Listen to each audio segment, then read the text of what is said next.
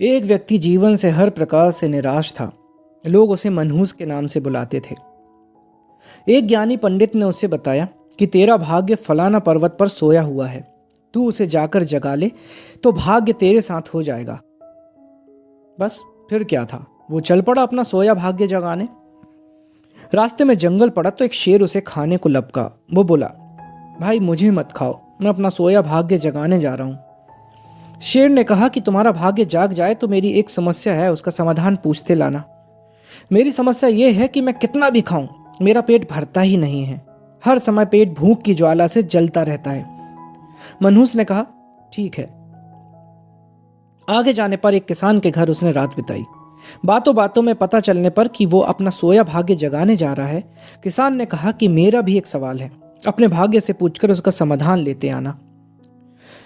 मेरे खेत में मैं कितनी भी मेहनत कर लूं पैदावार अच्छी होती ही नहीं है। मेरी शादी योग्य एक कन्या है, उसका विवाह इन परिस्थितियों में मैं कैसे कर पाऊंगा। मनहूस बोला, ठीक है। और आगे जाने पर वो एक राजा के घर मेहमान बना। रात्रि भोज के उपरांत राजा ने ये जानने पर कि वो अपने भाग्य को जगाने जा रहा है, उससे कहा कि मेरी परेशानी का हल भी अपने भाग्य से पूछते आना। मेरी परेशानी ये है कि कितनी भी समझदारी से राज्य चलाऊं, मेरे राज्य में अराजकता का बोलबाला ही बना रहता है। मनहूस ने उससे भी कहा, ठीक है। अब वो पर्वत के पास पहुंच चुका था। वहां पर उसने अपने सोए भाग्य को झिझोड़ कर उठाया। उठो उठो, मैं तुम्हें जगाने आया हूं। उसके भाग्य ने एक अंगड़ाई ली और उसके साथ चल दिया। उसका भाग्य बोला, अब मैं तुम्हारे साथ हरदम रहूंगा।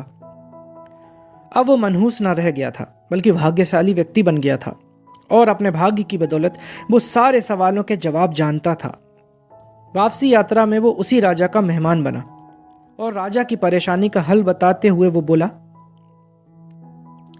चूंकि तुम एक स्त्री हो और पुरुष के वेश में रहकर राज्य संभालती हो, इसलिए राज्य में अराजकता का बोलबाला है। तुम किसी योग्य पुरुष के साथ विवाह कर लो, दोनों मिलकर राज्यभार संभालो तो तुम्हारे राज्य में शांति स्थापित हो जाएगी। रानी बोली, तुम ही मुझसे ब्याह कर लो और यहीं रह जाओ। भाग्यशाली बन चुका वो मनहूस इंकार करते हुए बोला, नहीं नहीं, मेरा तो भाग्य जाग चुका है, तुम किसी और से विवाह कर लो। तब रानी ने अपने मंत्री से विवाह किया और सुखपूर्वक राज्य चलाने लगी। कुछ दिन राजकीय मेहमान बनने के बाद उसने वहां से विदा ली।